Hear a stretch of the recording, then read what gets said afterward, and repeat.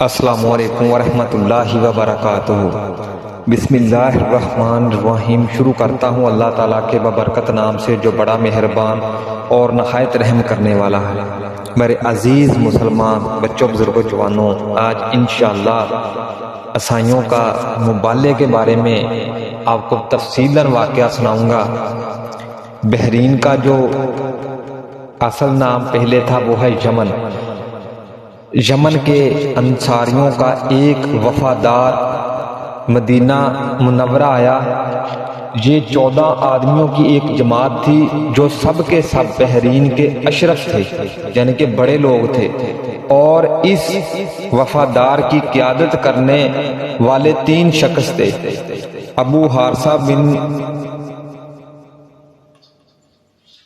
امالکہ جو عیسائیوں کا پوپ اعظم تھا، احیاب جو ان لوگوں کا سردار اعظم تھا، عبد المسیح جو سردار اعظم کا نائب تھا اور عاقب کہلاتا تھا۔ یہ سب نمادار نہایت قیمتی اور نفسی لباس پہن کر عصر کے بعد مسجد نبوی میں داخل ہوئے اور اپنے قبیلے کی طرف منہ کر کے اپنی نماز ادا کی۔ پھر ابو صالح اور ایک دوسرا شخص دونوں حضور نبی کریم صلی اللہ علیہ وآلہ وسلم کی خدمت میں حاضر ہوئے اور آپ صلی اللہ علیہ وسلم نے نہایت و کرم لہجے میں ان دونوں سے گفتگو فرمائی اور حسب ذیل مکالمہ ہوا۔ نبی کریم صلی اللہ علیہ وآلہ وسلم نے فرمایا، تم لوگ اسلام قبول کر کے اللہ تعالیٰ کے فرما بردار بندے بن جاؤ۔ ابو صالح نے جواب دیا، ہم لوگ پہلے ہی سے اللہ تعالیٰ کے فرما بردار ہو چکے ہیں۔ نبی کریم صلی اللہ علیہ وآلہ وسلم نے ارشاد فرمایا، تم لوگوں کا یہ کہنا صحیح نہیں، کیونکہ تم لوگ مسیح ہو اور اللہ تعالیٰ کے لیے حضرت عیسیٰ علیہ السلام کو بیٹا مانتے ہو اور خنزیر کھانا کھاتے ہو۔ ابو صالح نے جواب دیا، آپ لوگ ہمارے پیغمبر حضرت عیسیٰ علیہ السلام کو گالی کیوں دیتے ہو؟ جس پر نبی کریم صلی اللہ علیہ وآلہ وسلم نے جواب دیا، ہم لوگ حضرت عیسیٰ علیہ السلام کو کیا کہتے ہیں؟ ابو حارثہ، آپ لوگ حضرت عیسیٰ علیہ السلام کو بندہ کہتے ہو، حالانکہ وہ خدا کے بیٹے ہیں۔ توبہ نعوذ باللہ۔ نبی کریم صلی اللہ علیہ وآلہ وسلم نے اس پر جواب دیا، ہاں ہم یہ کہتے ہیں کہ حضرت عیسیٰ علیہ السلام خدا کے بندے اور اس کے رسول ہیں، اور وہ کلیم اللہ جو کنواری مریم کے شکم سے بغیر باپ کے اللہ تعالیٰ کے حکم سے پیدا ہوئے ہیں۔ جس پر ابو حارثہ نے کہا، کیا کوئی انسان بغیر باپ کے پیدا ہو سکتا ہے؟ جب آپ لوگ یہ مانتے ہیں کہ کوئی انسان حضرت عیسیٰ علیہ السلام کا باپ نہیں، تو پھر آپ لوگوں کو یہ ماننا پڑے گا کہ ان کا باپ اللہ تعالیٰ ہے۔ جس پر نبی کریم صلی اللہ علیہ وآلہ وسلم نے جواب دیا، اگر کسی کا باپ کوئی انسان نہ ہو تو اس سے یہ لازم نہیں آتا کہ اس کا باپ خدا ہی ہے۔ اللہ تعالیٰ اگرچہ تو بغیر باپ کے بھی آدمی پیدا ہو سکتا ہے۔ دیکھو حضرت آدم علیہ السلام کو تو بغیر ماں باپ کے اللہ تعالیٰ نے مٹی سے پیدا فرما دیا، تو جسے اللہ نے حضرت آدم علیہ السلام کو بغیر ماں باپ کے پیدا فرما دیا، اگر اس نے حضرت عیسیٰ علیہ السلام کو بغیر باپ کے پیدا کر دیا تو اس میں تعجب والی کوئی بات نہیں۔ رسول اللہ صلی اللہ علیہ وآلہ وسلم کہ اس پیغمبر گفتگو سے چاہے تو یہ تھا کہ یہ وفادار اپنے نصرت کو چھوڑ کر دامن اسلام میں آ جاتے، مگر ان لوگوں نے رسول اللہ صلی اللہ علیہ وآلہ وسلم سے جھگڑنا شروع کر دیا، یہاں تک کہ بحث طویل کا سلسلہ بہت دراز ہو گیا۔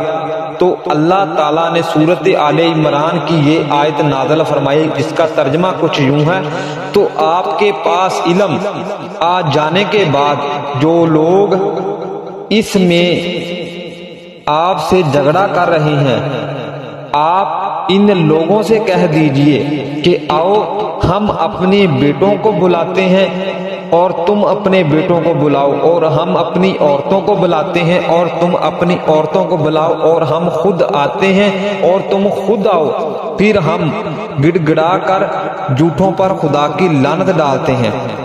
قرآن کی اس عبارت مبالغے کا ابو صالح نے منظور کر لیا اور طے پایا کہ صبح نکل کر میدان میں مبالغہ کریں گے۔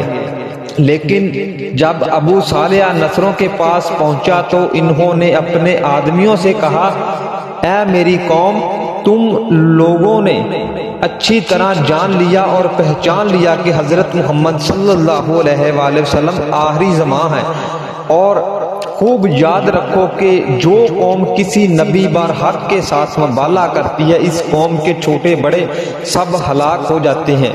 اس لیے بہتر یہی ہے کہ ان سے صلح کر کے اپنے وطن کو واپس چلے جائیں اور ہرگز ان سے مبالغہ نہ کریں، چونکہ صبح کو ابو صالح جب حضور پاک صلی اللہ علیہ وسلم کے سامنے آئیں تو یہ دیکھا کہ حضرت آپ صلی اللہ علیہ وآلہ وسلم حضرت حسن کو گود میں، حسین کو گود میں اٹھائے ہوئے اور حضرت حسن علیہ السلام کی انگلی تھامے ہوئے ہیں، اور حضرت فاطمہ رضی اللہ تعالیٰ عنہ، حضرت علی رضی اللہ تعالیٰ عنہ آپ کے پیچھے چل رہے ہیں، اور آپ ان لوگوں سے فرما رہے ہیں کہ میں جب دعا کروں تو تم لوگ آمین کہنا۔ یہ منظر دیکھ کر ابو حارثہ خوف سے کانپ اٹھا اور کہنے لگا کہ اے گروہ انصاری، میں ایسے چہروں کو دیکھ رہا ہوں کہ اگر اللہ تعالی چاہے تو ان چہروں کی بدولت پہاڑ میں اپنی جگہ سے ہٹ کر چل پڑے گا، لہذا اے میری قوم ہرگز مبالغہ نہ کرنا ورنہ ہلاک ہو جاؤ گے، اور روح زمین پر کہیں بھی کوئی نصری باقی نہ رہے گا۔ پھر اس نے کہا کہ اے ابو القاسم، ہم آپ سے مبالغہ نہیں کریں گے، اور ہم یہ چاہتے ہیں کہ ہم اپنے ہی دین پر قائم رہیں۔ حضور اکرم صلی اللہ علیہ وآلہ وسلم نے ان لوگوں سے کہا، تم لوگ اسلام قبول کر لو تاکہ تم لوگوں کو مسلمانوں کے حقوق حاصل ہو جائیں۔ نصریوں نے اسلام قبول کرنے سے صاف انکار کر دیا۔ آپ نے فرمایا کہ پھر میرے لیے تمہارے ساتھ جنگ کے سوا کوئی چارہ نہیں۔ یہ سن کر نصریوں نے کہا کہ ہم لوگ عربوں سے جنگ کرنے کی طاقت نہیں رکھتے، لہذا ہم اس شرط پر صلح کرتے ہیں کہ آپ ہم سے جنگ نہ کریں اور ہم اپنے ہی وطن پر دین پر قائم رہنے دیں، اور ہم بطور جرمانہ آپ کو ہر سال 1000 کپڑوں کے جوڑے دیتے رہیں گے۔ چنانچہ حضور اکرم صلی اللہ علیہ وآلہ وسلم نے اس شرط پر صلح فرمائی اور ان نصریوں کے لیے امان کا پروانہ لکھا۔ اس کے بعد آپ نے ارشاد فرمایا کہ بحرین یعنی کہ یمن والوں پر ہلاکت بربادی آن پہنچی تھی، مگر یہ لوگ بچ گئے۔ اگر یہ لوگ مجھ سے مبالغہ کرتے تو عیسائی ہو کر بندر اور خنزیر بن جاتے، اور ان کی وادی میں ایسی آگ بھڑک اٹھتی کہ بحرین کی کل آبادی یہاں تک کہ چرند پرند جل کر بھون کر رہ جاتے، اور روح زمین کے تمام عیسائی سال بھر میں دفن ہو جاتے۔ میرے عزیز مسلمانوں، بچوں، بزرگوں، جوانوں، جو یہ واقعہ سنیں وہ زیادہ سے زیادہ شیئر کریں تاکہ جنہیں نہیں پتا انہیں پتا چل سکے، ان کے علم میں اضافہ ہو۔ اللہ تعالیٰ مجھے آپ سب کو دین پر عمل کرنے کی، دین سیکھنے کی، ایک دوسرے کو سکھانے کی ہمت اور توفیق عطا فرمائے۔ جزاک اللہ۔